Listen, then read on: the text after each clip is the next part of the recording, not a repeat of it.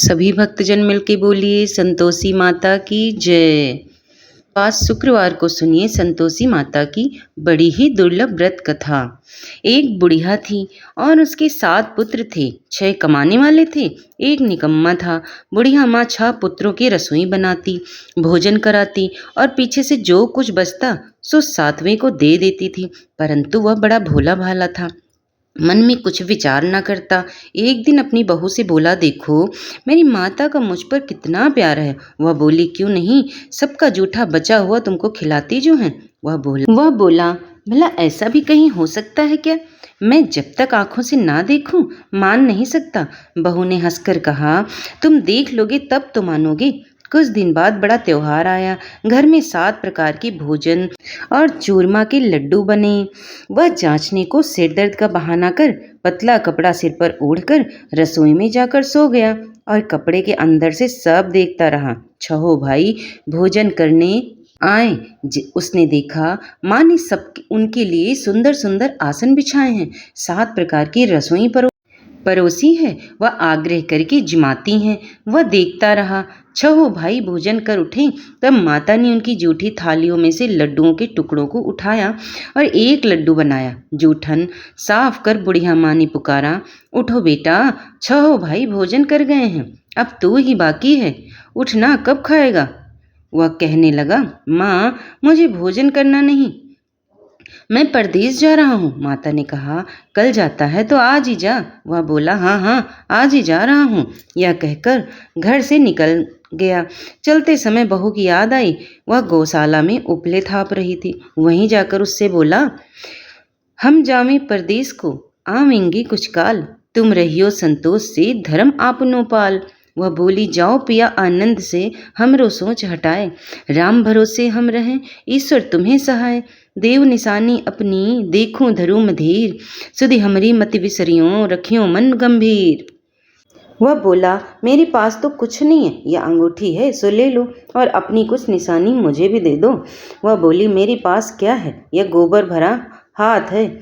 यह कहकर उसकी पीठ में गोबर के हाथ की थाप मार दी। वह चल दिया। चलते चलते दूर देश में पहुंचा। वहां पर एक साहूकार की दुकान थी। वहां जाकर कहने लगा, भाई मुझे नौकरी पर रख लो। साहूकार को जरूरत थी। साहूकार उससे बोला, रह जा। लड़के ने पूछा, तनख्वाह क्या दोगे? साहूकार ने कहा, काम देख कर दाम मिलेंगे। साहूकार की नौकरी मिली है। वह सवेरे 7 बजे से रात तक नौकरी बजाने लगा। कुछ दिनों में दुकान का सारा लेन देन, हिसाब किताब, ग्राहकों को माल बेचना, सारा काम करने लगा। साहूकार के 7-8 नौकर थे। वे सब चक्कर खाने लगे कि यह तो बड़ा होशियार बन गया है। सेठ ने भी काम देखा और 3 महीने में उसे आधे मुनाफे का साझीदार बना दिया। वह 12 वर्ष में ही नामी सेठ बन गया और मालिक सारा कारोबार उस पर छोड़कर बाहर चला गया। अब बहू पर क्या बीती सो सुनो। सास ससुर उसे दुख देने लगे। सारी गृहस्थी का काम करा के उसे लकड़ी लेने जंगल में भेजते। इस बीच घर की रोटियों के आटे से जो भी भूसी निकलती उसकी रोटी बनाकर रख दी जाती और फूटे नारियल के खोपरे में पानी। इस तरह दिन बीतते रहे। एक दिन वह लकड़ी लेने जा रही थी कि रास्ते में बहुत सी स्त्रियां संतोषी माता का व्रत करती दिखाई दी।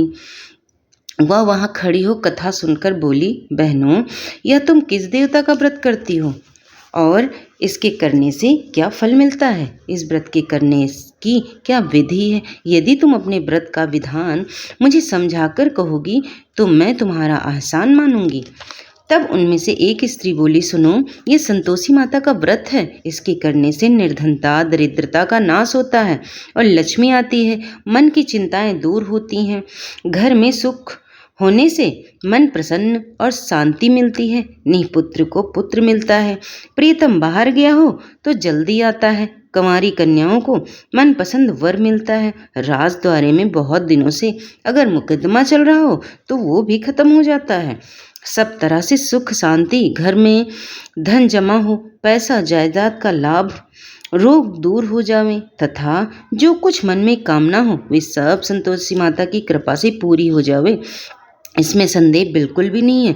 वह पूछने लगी, यह व्रत किसने कैसे किया जाता है, यह भी बताओ तो बड़ी कृपा होगी। स्त्री कहने लगी, 1.25 रुपये का गुड़ चना लेना, इच्छा हो तो 5.25 रुपये का या 11.25 रुपये का लेना। ये सहूलियत के अनुसार लेना, बिना परेशानी श्रद्धा प्रेम से जितना बन सके सवाया लगाना। 1.25 रुपये से 5.25 रुपये तक, इससे भी ज़्यादा शक्ति और भक्ति के अनुसार लें। हर शुक्रवार को निराहार रहे, कथा कहना सुनना, इसके बीच क्रम कभी न टूटे। लगातार नियम पालन करना। सुनने वाला कोई ना मिले तो घी का दीपक जला उसके आगे जल के पात्र को रख कथा कहना, परंतु नियम ना टूटे। जब यह कार्य सिद्धि ना हो, नियम पालन करना और कार्य सिद्धि हो जाने पर ही व्रत का उद्यापन करना। 3 मास में माता फल पूरा करती है। यदि किसी के खोटे ग्रह हों तो भी माता 1 वर्ष में अवश्य कार्य को सिद्धि करती है। कार्य सिद्धि होने पर ही उद्यापन करना चाहिए, बीच में नहीं उद्यापन में करना चाहिए। उद्यापन में 2.5 सेर आटे का खाजा, इसी परिणाम से खीर तथा खाने का साग करना, 8 लड़कों को भोजन कराना, जहाँ तक मिले देवर जेठ भाई बंधु कुटुंब के लड़के लेना, ना मिले तो रिश्तेदारों और पड़ोसियों के बच्चों को बुलाना, उन्हें भोजन कराना, यथाशक्ति दक्षिणा दे माता का नियम पूरा करना। उस दिन घर में कोई खटाई न खावे। यह सुनकर बुढ़िया के लड़के की बहू चल दी। रास्ते में लकड़ी के बोझ को बेच दिया और उन पैसों से गुड़ चना ले माता के व्रत की तैयारी कर आगे चली और सामने मंदिर देख पूछने लगी, यह मंदिर किसका है? सब कहने लगे, संतोषी माता का मंदिर है। यह सुन माता के मंदिर में जा माता के चरणों में लौटने लगी। दीनहीन होकर विनती करने लगी, माँ मैं निपट मूर्ख हूँ, व्रत के नियम कुछ नहीं जानती, मैं बहुत दुखी हूँ। हे माता, हे जगत जननी, मेरा दुख दूर करें, मैं तेरी शरण में हूँ माता, दया करें। यह एक शुक्रवार बीता कि दूसरे शुक्रवार को ही इसके पति का पत्र आया और तीसरे को उसका भेजा हुआ पैसा भी आ पहुँचा। यह देख कर जेठानी मुँह सिकोड़ने लगी, इतने दिनों में पैसा आया, इसमें क्या बड़ाई है। लड़के ताने देने लगे, काकी के पास अब अन्न आने लगे, रुपया आने लगा, अब तो काकी की खातिर बढ़ेगी, अब तो काकी बुलाने से भी नहीं बोलेगी। बेचारी सरलता से कहती, भैया पत्र आवे रुपया आवे तो हम सबके लिए अच्छा है। ऐसा कहकर आंखों में आंसू भरकर संतोषी माता के मंदिर में आकर मातेश्वरी के चरणों में गिरकर रोने लगी। माँ, मैंने तुमसे पैसे नहीं मांगा, मुझे पैसे से क्या काम है, मुझे तो अपने सुहाग से काम है, मैं तो अपने स्वामी के दर्शन और सेवा मांगती हूँ। तब माता ने प्रसन्न होकर कहा, जा बेटी, तेरा स्वामी आएगा। यह सुन खुशी से बावली हो घर में जा काम करने लगी। अब संतोषी माँ विचार करने लगी, इस भोली पुत्री से मैंने कह तो दिया है तेरा पति आवेगा, पर आवेगा कहाँ से? वह तो स्वप्न में भी इसे याद नहीं करता, उसे याद दिलाना मुझे पड़ेगा। इस तरह माता बुढ़िया के बेटे के पास जा स्वप्न में प्रकट हो कहने लगी, साहूकार के बेटे, सोता है या जागता? वह बोला, माता सोता भी नहीं हूँ और जागता भी नहीं हूँ, बीच में ही हूँ, कहो क्या आज्ञा है? माँ कहने लगी, तेरा घर बार कुछ है या नहीं? वह बोला, मेरा सब कुछ है माता, माँ बाप भाई बहन बहू, क्या कमी है? माँ बोली, भोले पुत्र, तेरी स्त्री तेरी घोर संकट उठा रही है, माँ बाप उससे दुख दे रहे हैं, वह तेरे लिए तरस रही है, तो उसकी सुधि ले। वह बोला, हाँ माता, यह तो मुझे भी मालूम है, परंतु मैं कैसे जाऊँ? परदेश की बात है, लेन देन का कोई हिसाब नहीं है, कोई जाने का रास्ता नजर नहीं आता, कैसे चला जाऊं? माँ कहने लगी, मेरी बात मान, सवेरे नहा धोकर संतोषी माता का नाम ले, घी का दीपक जलाकर दंडवत कर दुकान पर जा बैठना, देखते देखते तेरे लेन देन सब कुछ चुक जाएगा, जमा माल बिक जाएगा, सांझ होते होते धन का ढेर लग जाएगा। वह सवेरे बहुत जल्दी उठ स्नान कर संतोषी माँ को दंडवत कर घी का दीपक जला दुकान पर जा बैठा। थोड़ी देर में वह क्या देखता है कि देने वाले रुपया लेकर आए हैं और लेने वाले हिसाब लेने लगे। कोठे में भरे धन कोठे में भरे सामानों के खरीदार नगद दाम में सौदा करने लगे। शाम तक धन का ढेर लग गया। माता का चमत्कार देख प्रसन्न हो मन में माता का नाम ले घर ले जाने के वास्ते गहना कपड़ा खरीदने लगा। वहाँ के काम से निपट वह घर को रवाना हुआ। वहाँ बहू बेचारी जंगल में लकड़ी लेने जाती तो लौटते वक्त माँ के मंदिर पर विश्राम करती। वह तो उसका रोज आना रुकने का स्थान था। दूर से धूल उड़ती देखकर वह माता से पूछती है, हे माता, ये धूल कैसी उड़ रही है? माँ कहती है, हे पुत्री, तेरा पति आ रहा है। अब तू ऐसा कर, लकड़ियों के 3 बोझ बना ले। एक नदी के किनारे रख, दूसरा मेरे मंदिर पर और तीसरा अपने सिर पर रख। तेरे पति को लकड़ी का गट्ठा देखकर मोह पैदा होगा। वह वहाँ रुकेगा, नाश्ता पानी बनाकर खाकर माँ से मिलने जाएगा। अब तो लकड़ियों का बोझ उठाकर जाना और बीच चौक में गट्ठा डालकर 3 आवाजें जोर से लगाना, लो सासू जी, लकड़ियों का गट्ठा लो, भूसी की रोटी दो, नारियल के खोपरे में पानी दो। आज कौन मेहमान आया है? माँ की बात सुन बहू बहुत अच्छा माता कहकर प्रसन्न हो लकड़ियों के 3 गट्ठे ले आई। एक नदी के तट पर, एक माता के मंदिर पर रखा। इतने में ही एक मुसाफिर आ पहुंचा। सूखी लकड़ी देखकर उसकी इच्छा हुई कि अब यही विश्राम करें और भोजन बनाकर खाकर गांव जाएं। इस प्रकार भोजन बना, विश्राम कर वहां गांव को गया। सबसे प्रेम से मिला। उसी समय बहू सिर पर लकड़ी का गट्ठा ले आती है। लकड़ी का भारी बोझ आंगन में डाल जोर से आवाज देती है, लो सासू जी, लकड़ी का गट्ठा लो, भूसी की रोटी दो, नारियल के खोपरे में पानी दो। आज कौन मेहमान आया है?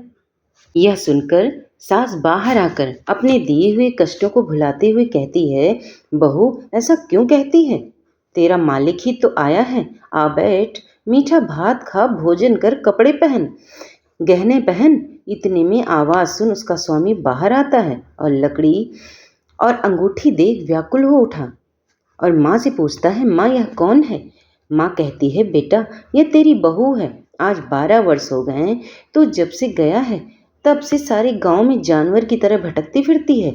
काम काज घर का कुछ करती नहीं, 4 समय आकर खा जाती है। अब तुझे देख कर भूसी की रोटी और नारियल के खोपरे में पानी मांगती है। वह लज्जित हो बोला, ठीक है माँ, इसे भी देखा है और तुम्हें भी देखा है। अब मुझे दूसरे घर की ताले की चाबी दो, मैं उसमें रहूँगा। तब माँ बोली, ठीक है बेटा, जैसी तेरी मर्जी, कहकर ताले का चाबी का गुच्छा पटक दिया। उसने ताले की चाबी लेकर दूसरे कमरे में गया जो तीसरी मंजिल के ऊपर था। उसे खोलकर सारा सामान जमाया। एक दिन में ही वहाँ राजा के महल जैसा ठाट बाट बन गया। अब क्या था, वे दोनों सुखपूर्वक रहने लगे। इतने में अगला शुक्रवार आया। बहू ने अपने पति से कहा, मुझे माता का उद्यापन करना है। पति बोला, बहुत अच्छा है, खुशी से करो। वह तुरंत ही उद्यापन की तैयारी करने लगी। जेठ के लड़कों को भोजन के लिए कहने गई। उसने मंजूर किया, परंतु पीछे से जेठानी अपने बच्चों को सिखलाती है, देखो रे, भोजन के समय सब लोग खटाई मांगना, जिससे उसका उद्यापन पूरा ना हो। लड़के जीमने गए, खीर पेट भर कर खाई, परंतु याद आते ही कहने लगे, हमें तो कुछ खटाई खाना है, खीर हमें नहीं भाती है। देखकर अरुचि पैदा होती है। बहू कहने लगी, खटाई किसी को नहीं दी जाएगी, यह तो संतोषी माता का प्रसाद है। लड़के तुरंत उठ खड़े हुए, बोले, पैसे लाओ। भोली बहू कुछ जानती नहीं थी, सो उन्हें पैसे दे दिए। लड़के उसी समय जा करके इमली खाने लगे। यह देखकर बहू पर संतोषी माता ने कोप किया। राजा के दूत उसके पति को पकड़ कर ले गए। जेठ जेठानी मनमानी खोटे वचन कहने लगे। लूट लूट कर धन इकट्ठा कर लाया था, सो राजा के दूत पकड़ कर ले गए। अब सब मालूम पड़ जाएगा जब जेल की हवा खाएगा। बहू से यह वचन सहन नहीं हुए। रोती रोती माता के मंदिर गई। हे माता, तुमने यह क्या किया है? हंसाकर अब क्यों रुलाने लगी? माता बोली, पुत्री, तूने उद्यापन करके मेरा व्रत भंग किया है, इतनी जल्दी सब बातें भुला दी।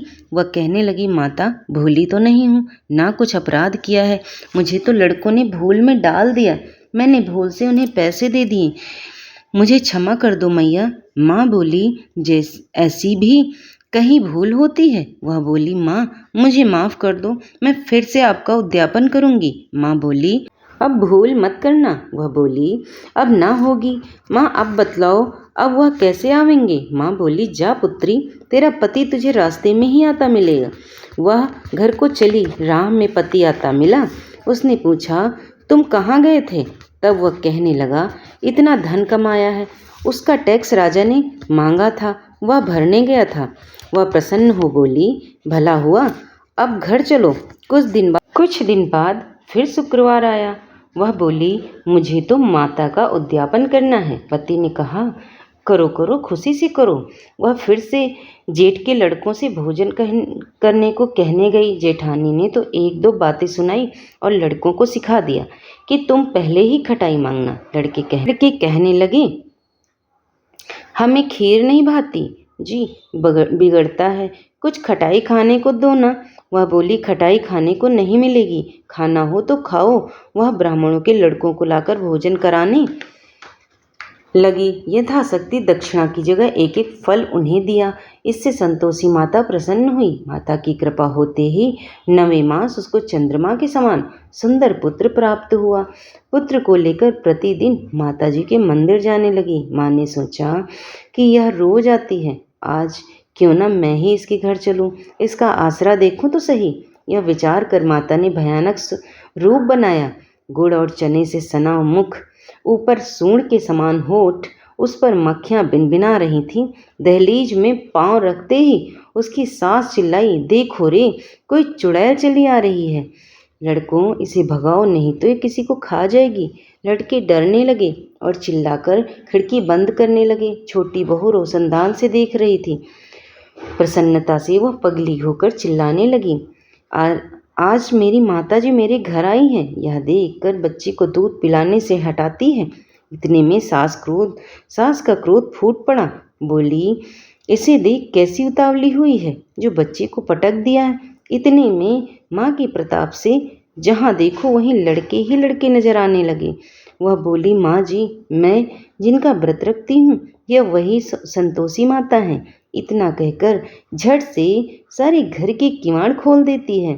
सबने माता के चरण पकड़ लिए और विनती कर कहने लगे, हे माता, हम मूर्ख हैं, हम अज्ञानी हैं और पापी भी। तुम्हारे व्रत की विधि हम नहीं जानते। तुम्हारा व्रत भंग कर हमने बहुत बड़ा अपराध किया है। हे माता, आप हमारा अपराध क्षमा करें।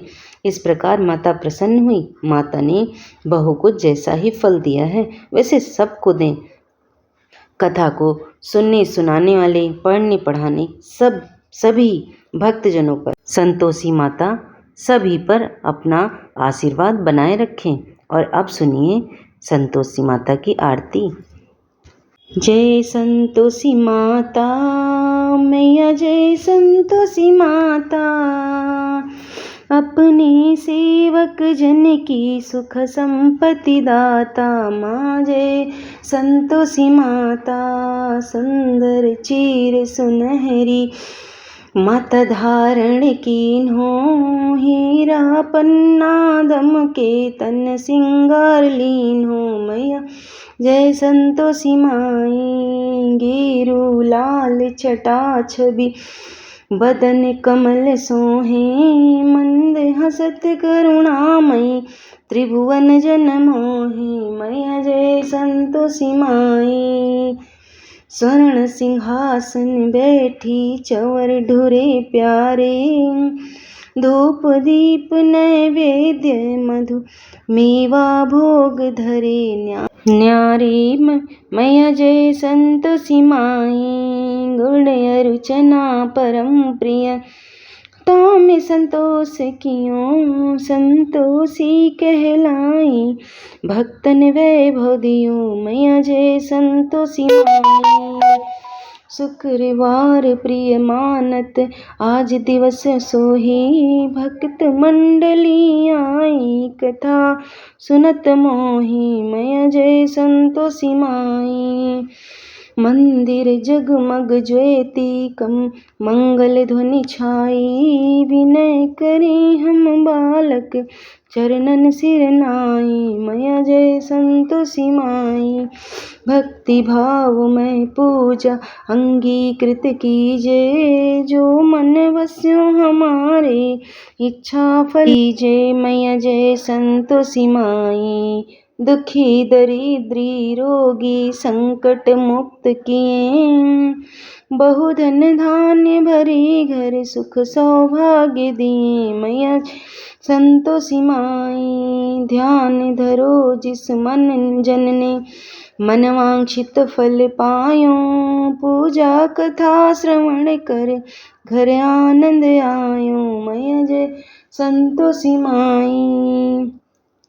शरण गहे की लज्जा रखियो जगदम्बे, संकट तुम ही निवारो दयामयी मांबे, माँ जय संतोषी माई।